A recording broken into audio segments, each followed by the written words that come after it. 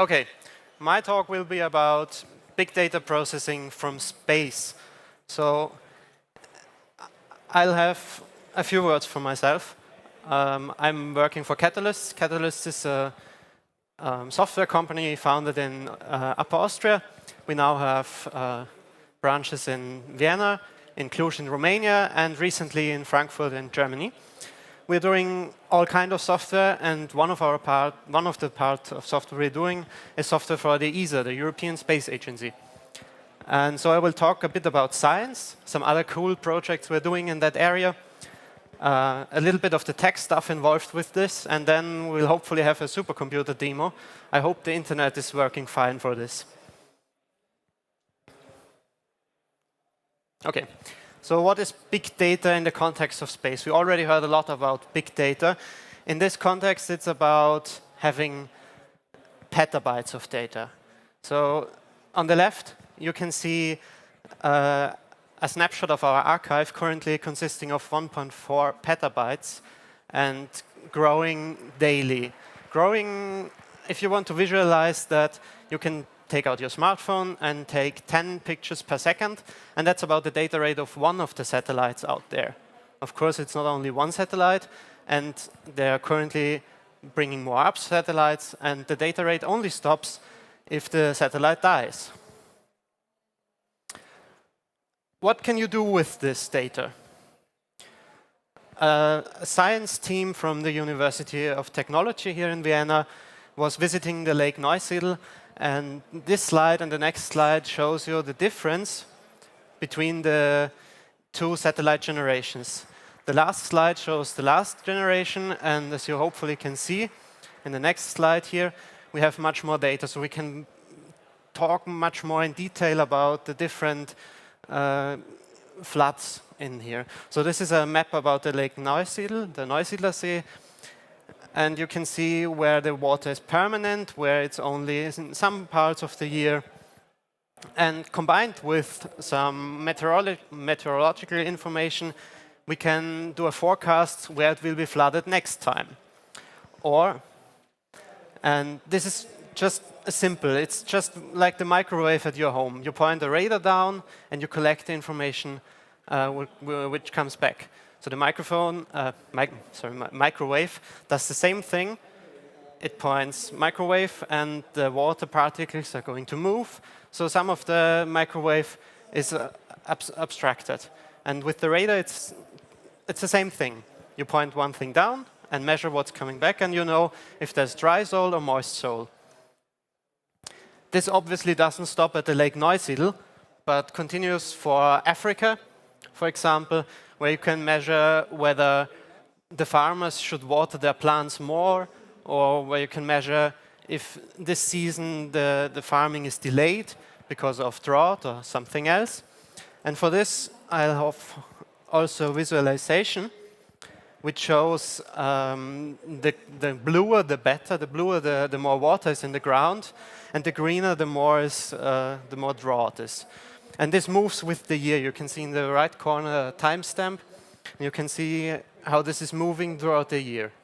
So this is useful for showing how much more water is needed.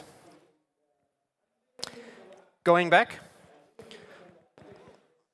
what else can we do here? We can provide live coverage from the Alps.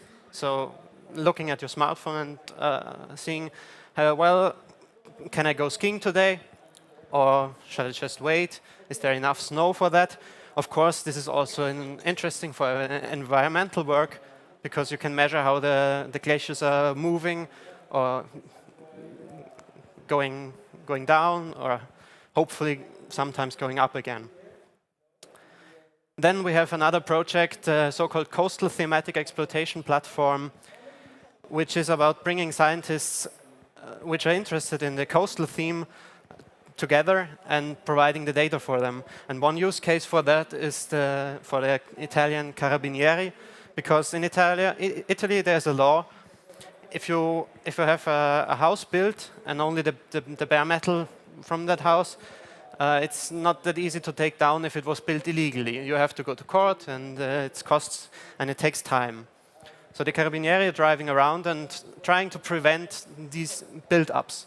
But there are too few people, and we, on the other hand, can provide satellite imagery and provide an algorithm to detect such illegal build-ups and match that detect build-ups and match that with the data, which one is illegal and which is legal. And if we detect illegal build-up, we can tell the Carabinieri they're driving there and profit. Other possibility is about classification the crops. So you're taking a picture and you want to see, is it corn, is it wheat, is it something completely different, is it cannabis, something else? Just by measuring what the satellite captures and doing some science. And there's the EUDC, the Earth Observation Data Center, which is about bringing all these scientists together and providing the data and providing the resource capabilities, because you can't just download 1.4 petabytes to your laptop, and even if you could, you can't expect to run your algorithms there and get something useful in a few time. So I think 2 weeks ago, there was in the news about a dust storm in East Asia. And we asked us, can we see this on the satellite pictures? Well, we can. You can see, laser pointer. Here on the 2nd of May is the dust storm here. And it has moved until the 4th of May over to the North Korean, South Korean peninsula. How is this working? We're using for that GRASP the best of the algorithm for detecting aerosols in the atmosphere. This algorithm is written in Fortran by a development team, scientist team sitting in Lille in France. And as you can see in this picture, we can detect volcanoes. We can detect desert dust, we can detect man-made smog and such. And as I've shown you before, we also can detect dust storms. So there's a problem.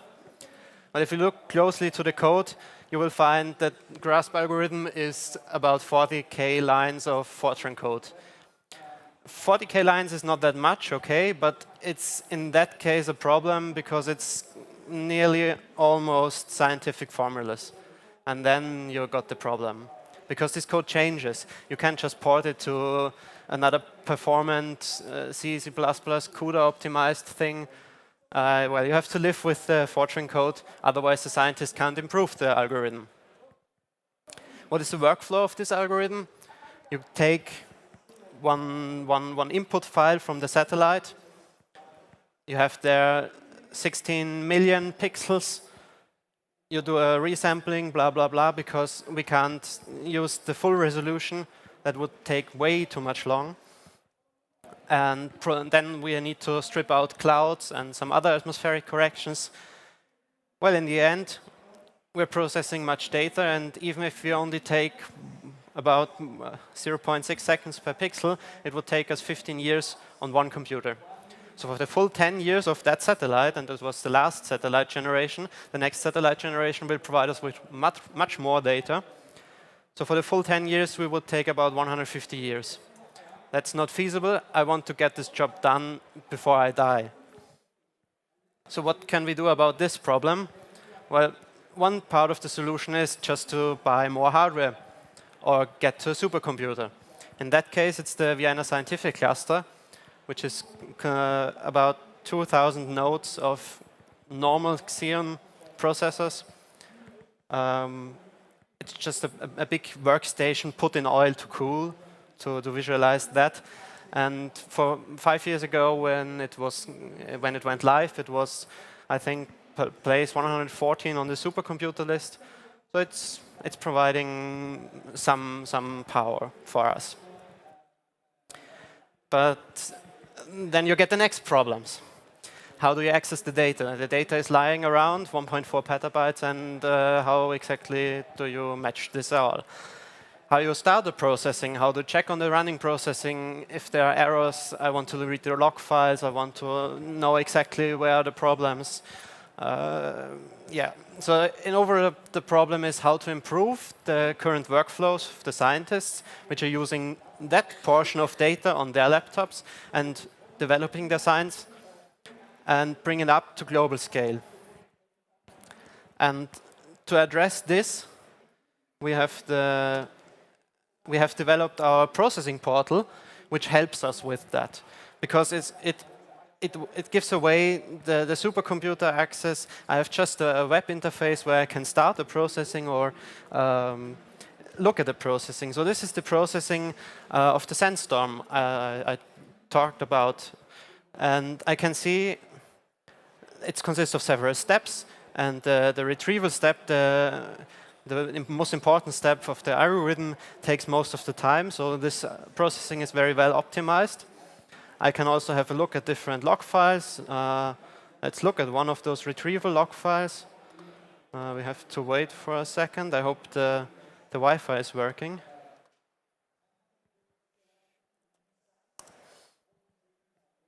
Or not. Well, and we could download the products.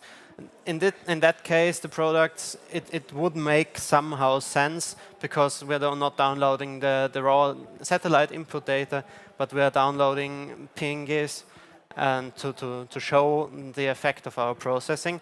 Of course, we can then download also the raw metadata, or use that raw data and make another processing.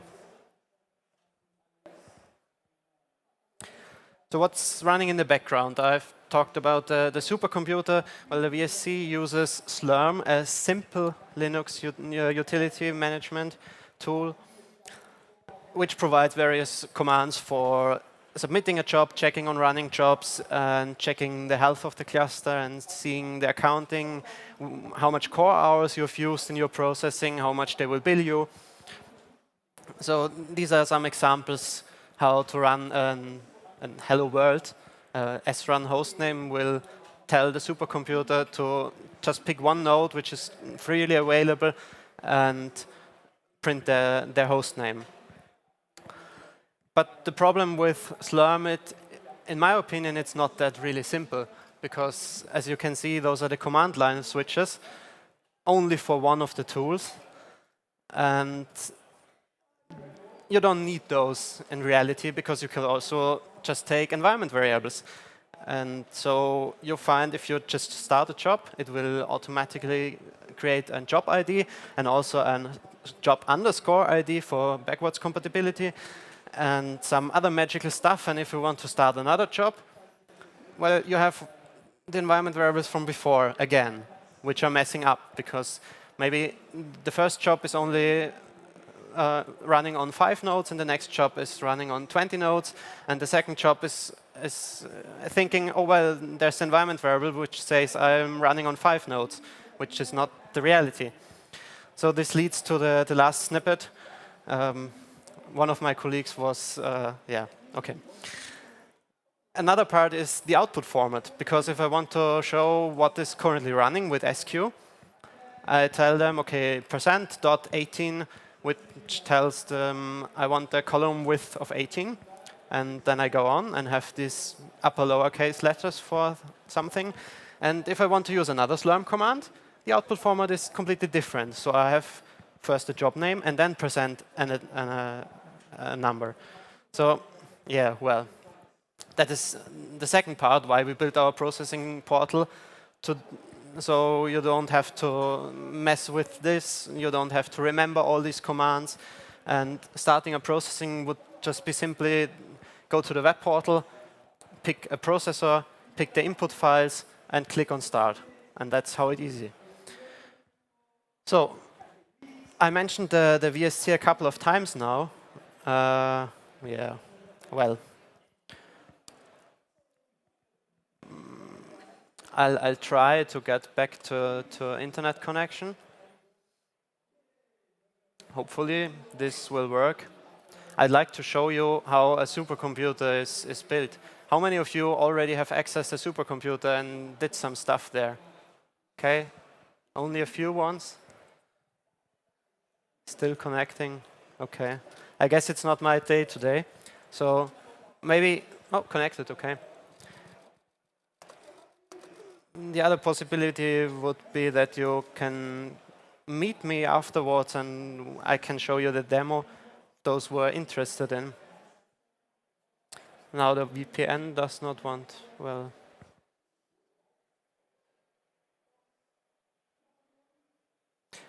OK, let's do it that way. If someone is interested in looking at a supercomputer and how it's working, just meet me afterwards and I will tell you.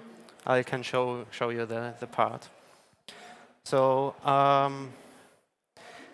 to wrap it all up, in summary, the first point is bring the scientists and the algorithm to the data. Because, as I already said, you can't just download the data, you can't process that data on your local machine.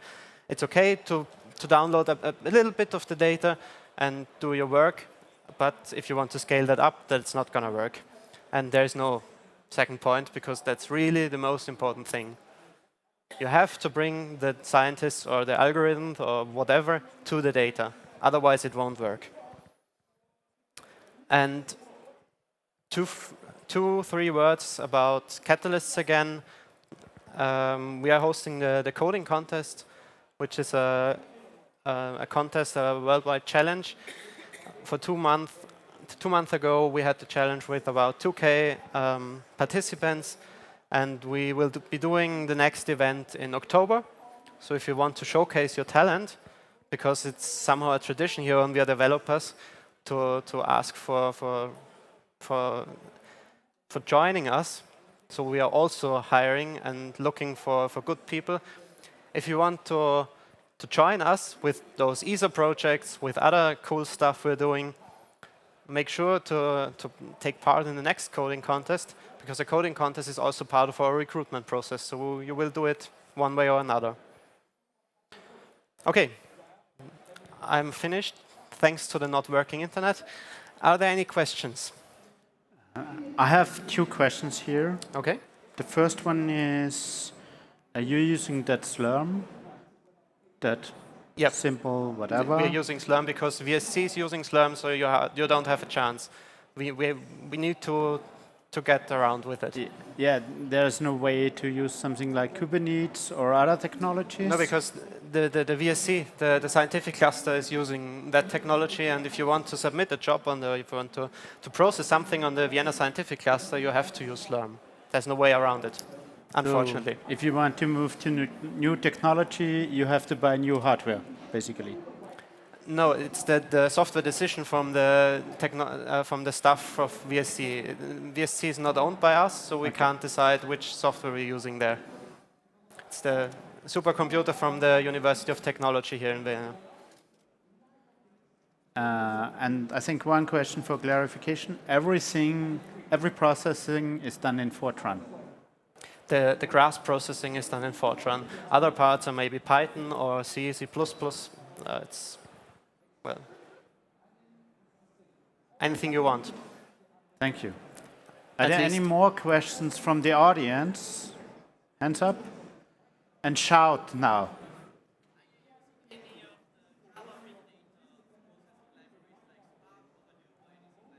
No. Can you repeat the question now with the micro? Test. Are you using Spark or Hadoop or anything like that as well? No, we are parallelizing in that way that we just simply split up our processing in some tiles. Because if you want to look at North America and if you want to look at Europe at the same time, there's no connection for the algorithm. You can just process North America and process Europe, and afterwards bring the pictures again back together. More questions? Here we have one.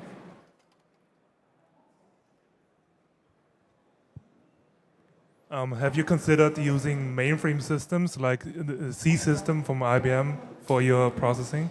Well, we considered, and we also considered GPU hardware directly, but in the end, consumer hardware or just normal x86 processors are more cost efficient.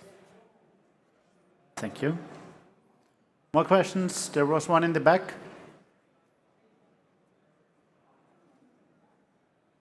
No questions. Everything answered.